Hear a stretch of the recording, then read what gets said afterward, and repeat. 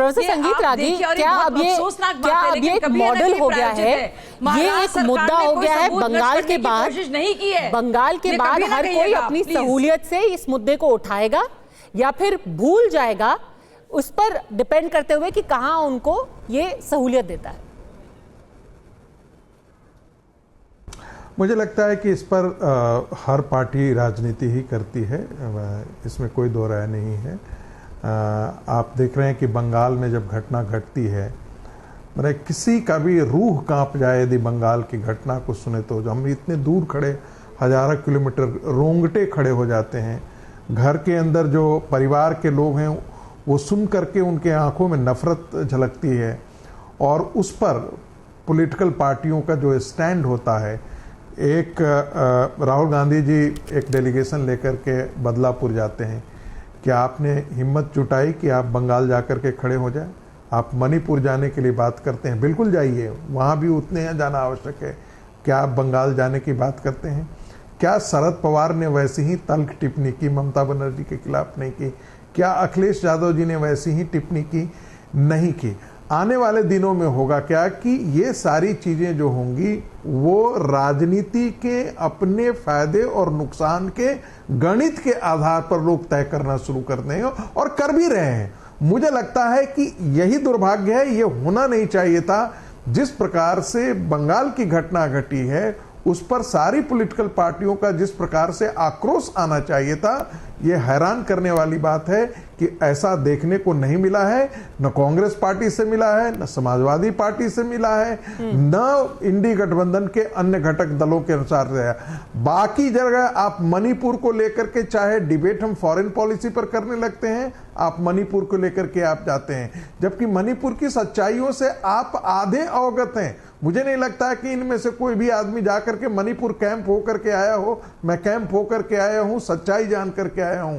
उसका भी आकलन होना चाहिए, उसका विश्लेषण होना चाहिए। लेकिन हम ऐसी चीजों पर चुप्पी क्यों?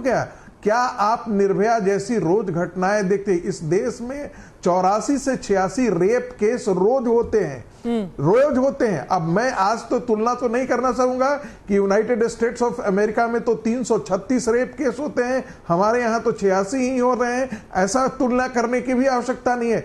महत्वपूर्ण मुद्दा है कि बहुत सारी ऐसी घटनाएं हैं जो आज भी अनरिपोर्टेड जाती हैं। लड़कियां आती नहीं है, कहती नहीं है, परिवारों में ये चीजें दबे के दबे रह जाते हैं।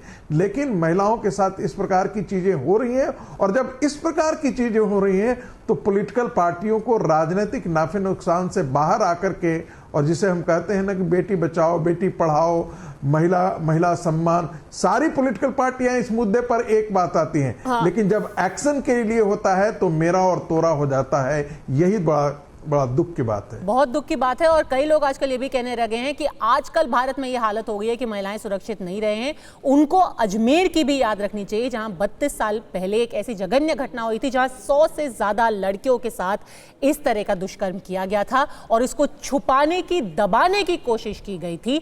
अब जाकर 32 साल बाद जब एक स्पेशल कोर्ट से फैसला सुनाया जाता है, क्या सच में उसको न्याय मांगा जाएगा? अब जब आप न्याय की गुहार कर रहे हैं तो अजमेर कि उन पीड़िताओं को भी याद रखिएगा। चर्चा में जुड़ने के लिए हमारा बहुत बहुत धन्यवाद। आज एक और बहुत बड़ा मुद्दा था जो भारत बंद बुलाया गया था। सुप्रीम कोर्ट के SC ST में क्रीमी लेयर पर आए फैसले के बाद सरकार ने एक बैठक की और अंत में कहा गया कि आरक्षण बरकरार रहेगा। उसके बावजूद कुछ दलित और आदिवासी संगठनों ने आज भारत बंद बुलाया।